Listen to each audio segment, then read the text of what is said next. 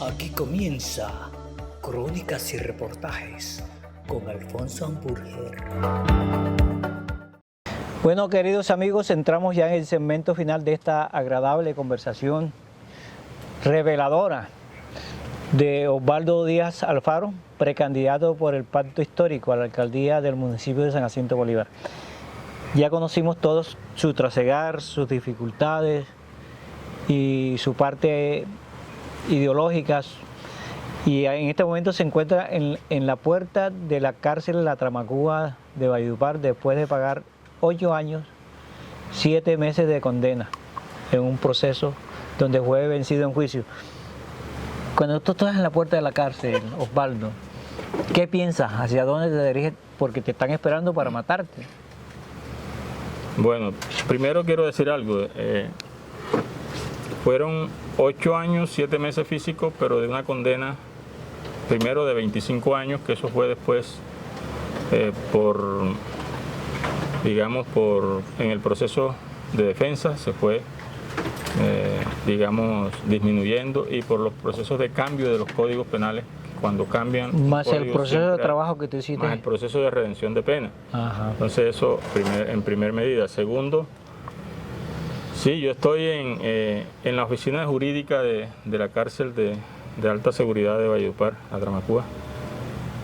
Y el que me tiene que hacer el procedimiento para la salida rápida no me lo hace, me lo dilata, y es cuando yo hago una nota al propio director que ya contaba de gran respeto, un gran respeto por todo lo que había hecho. Yo había logrado aclimatar un proceso de convivencia entre paramilitares y guerrillas que nadie lo había hecho. Y eso le agradó al director. Él era una de las personas que después me empezó a ver con mucho respeto, con mucho agrado. Y cuando yo mando la nota, inmediatamente él manda la orden y viene un cuerpo de guardia y de funcionarios. Y entonces cuando el tipo le da la gana, por decirlo así, de hacerme todo el proceso, de tomar huellas, de llenar unas encuestas, unos formularios. Y me acuerdo que me dice, él me había dicho a mí: oye, Alfaro, pero esta vaina es muy bajita para usted. ¿Usted por qué tiene que salir? O sea, usted no debiera salir. Si dependiera de mí, yo no le diera salida a esto. Y yo, bueno, pero afortunadamente existe la justicia, entre comillas, existe el sistema normativo, y ese es un sistema que ni depende de usted ni depende de mí, es un sistema que funciona y tenemos que respetarlo. Bueno, me da la salida y yo salgo y me recogen unos vehículos de unos amigos que ya yo tenía preparados, porque ya yo había organizado internamente con la organización, por código, por cosas encriptadas, mensajes. Ya yo había enviado mensajes cuando salí de todo, y me recogen. Pero los muchachos me comentan todo el panorama que había habido, todo ese clima afuera, de vehículos, de gente rara pasando en motos, de estacionándose vehículos polarizados. O sea, en la hora que yo iba a salir estaban todos esos vehículos ahí pendientes.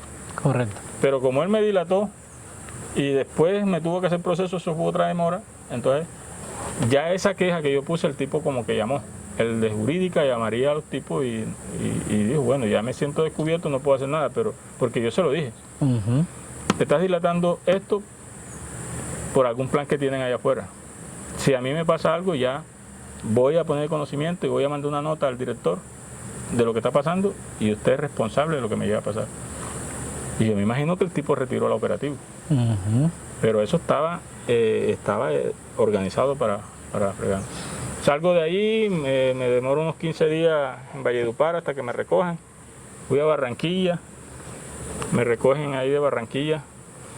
Trato de hacer unos contactos aquí en Montes de María con una gente. Ya todos esos frentes estaban diezmados.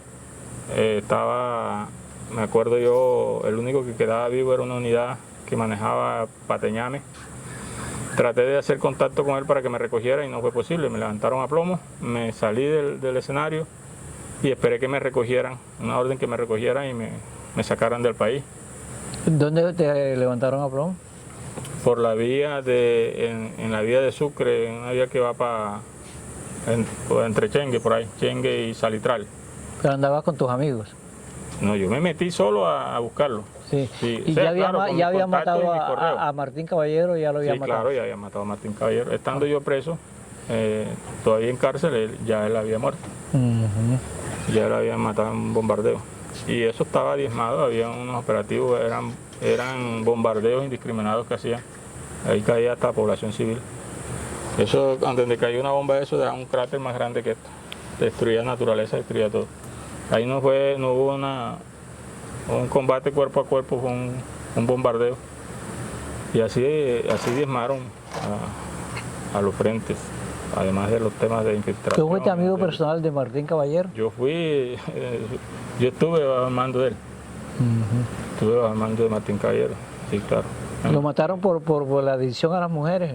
No, fue un bombardeo.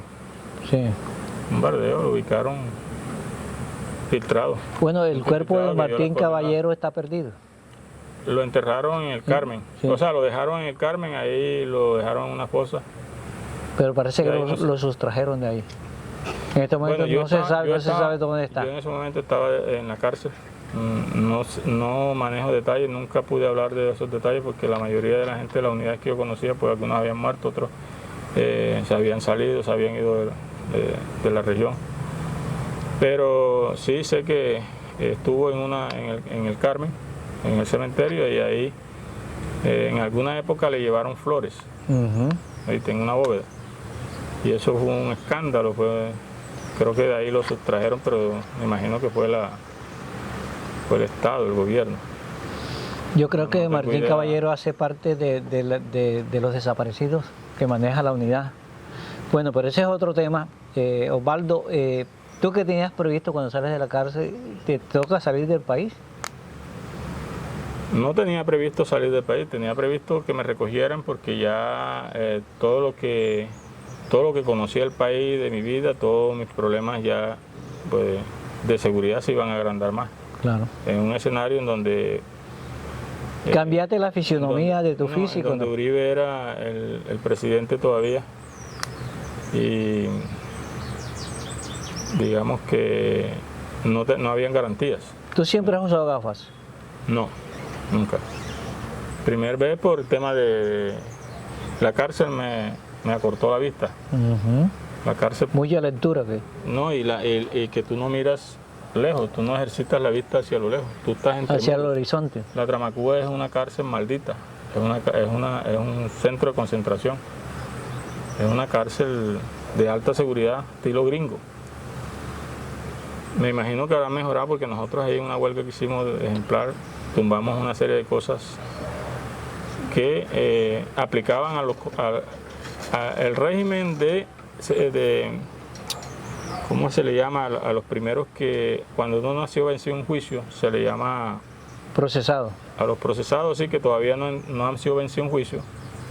Sumariados. Ellos no tienen que estar en la misma condición de condenados, y sin embargo los metían juntos, revueltos. Ahí se estaba violando el régimen. Claro.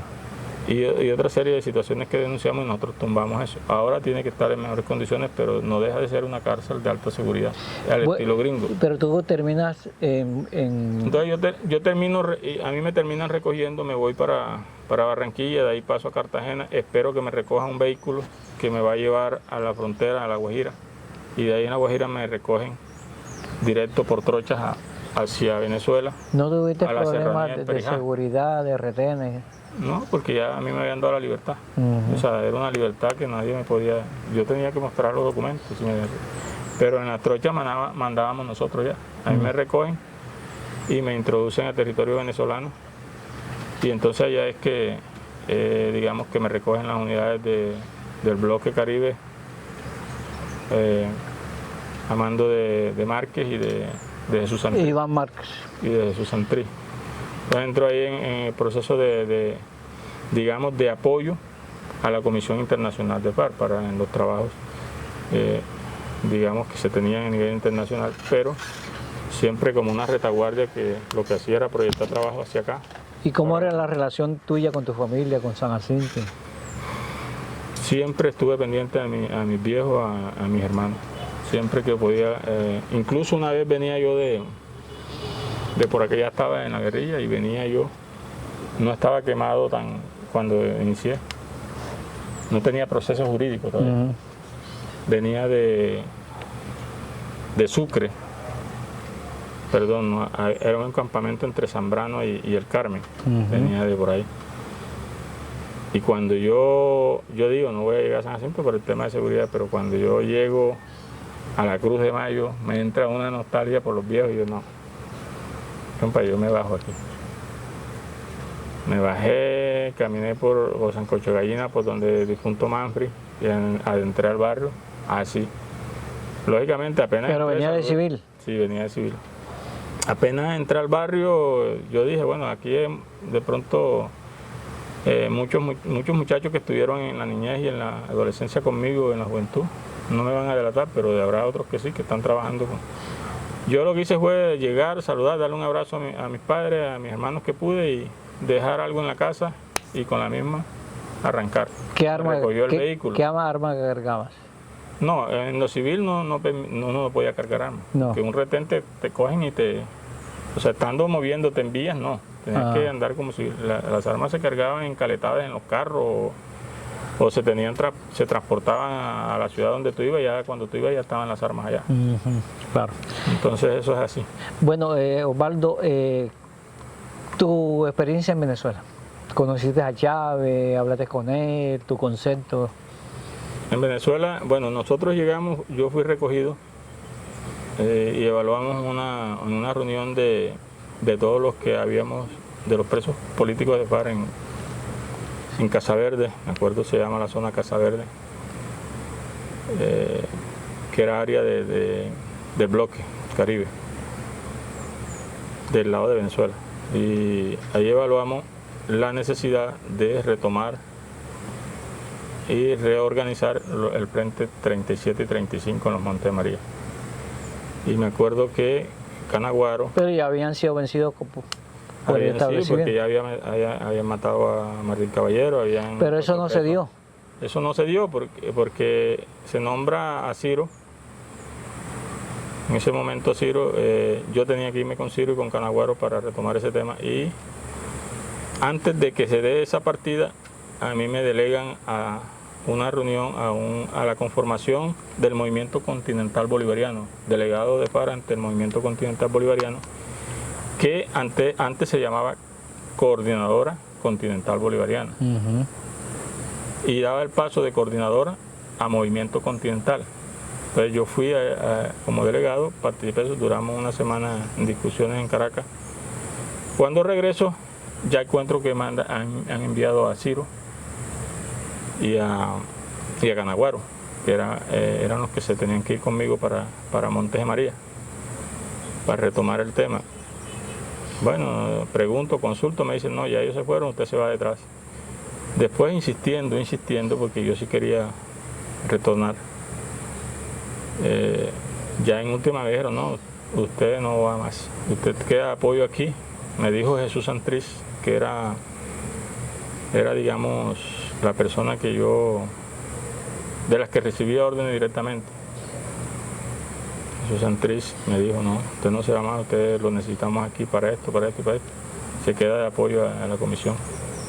Y ahí empezaron las tareas internacionales. ¿Qué pasó con Ciro y Canaguaro? Ellos,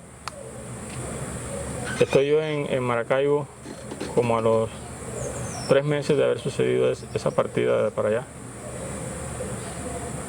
Y recibo una llamada. Un compañero de acá de Montes de María me dijo, ¿ya viste noticias? Yo no he visto noticias, estoy en una reunión en un centro comercial aquí en Maracaibo. Bueno, le voy a comentar, sí, me voy a atrever a comentarle por aquí, por celular. Acaban de bombardear a Ciro, murió Canaguaro. A mí se me bajó una vaina así. Se me bajó una cosa aquí, pucha. Yo dije, bueno, me dio duro porque yo conocí a Ciro. Ciro era un tipo estratega, era un tipo político, era un tipo muy humanitario dentro de la FARC. Era el que había retomado la comandancia del 37 Frente. Y bueno, ya pasó ese proceso, después ahí retomó al mando otro compañero que se mandó de allá. Le decíamos Mario Bala. Mario sí terminó el proceso de comandante del 37 y hasta la negociación, él fue comandante. Y lo asesinaron ahora ya en el proceso de paz. Bueno, tú firmas la paz y te desmovilizas en el 16. ¿Cómo es tu reencuentro con San Jacinto? Tenía grandes expectativas, un poco de escepticismo por llegar, pero tomé la decisión cuando nosotros llegamos a los espacios territoriales. Yo llego a Tierra Grata en el Cesar, en el espacio territorial Simón Trinidad, iba a decir Simón Bolívar. Simón Trinidad, así es el nombre del espacio territorial, llego ahí. Y de ahí se toma la decisión de desplegar toda la gente de lo que habíamos sido los Montes de María, que desplegaran trabajo hacia acá. Ya estando en la vida política, yo en el Congreso que nos dio la vida política como partido, Fuerza Revolucionaria Alternativa, yo participé en el Congreso y yo fui elegido miembro de la Dirección Nacional de Partidos, que hoy es Comune. Entonces, eso me dio un dinamismo también. Cuando yo estoy en Tierra Grata, que me dirijo hacia acá a socializar los acuerdos y a hablar con las comunidades, bueno, yo encuentro, o sea, me da una sorpresa muy grande, porque en vez de rechazo encontré de esos viejos amigos, dirigentes estudiantiles que aún están aquí, dirigentes campesinos que se quedaron aquí, que pudieron sobrevivir, que aún están en procesos organizativos. Yo los reencuentro en el proceso de la Colombia Humana. Se da el proceso, en esos momentos que yo llego, se da el proceso de organización de la Colombia Humana para apoyar la campaña de Petro en el 2018. Y me dio la sorpresa de que en una reunión me proclaman coordinador del nodo de Colombia Humana, pese a de que yo venía de un proceso de firma de los acuerdos de partido que surgió a raíz de la negociación con la FARC y el gobierno. Y pues fue algo supremamente hermoso, porque yo no me esperaba, yo esperaba una resistencia de la gente, un rechazo de la gente, y la mayoría de la gente que tiene conciencia aquí, que es razonable, que maneja digamos los temas con racionalidad, me aceptaron. Tanto es que me pusieron de coordinador del nodo de Colombia Humana. Fui coordinador municipal de Colombia Humana. ¿Cuántos votos sacó Gustavo Petro en San Jacinto? En esa época sacamos 2.800 votos. 2.800. ¿Primera vuelta? Sí, en la primera vuelta, y después sacamos como 3.000, no estoy mal. Habría que confrontar eso en la primero fue en marzo, ¿no? Pero estamos hablando de cuando el proceso de 2018 con Colombia Humana. Ajá.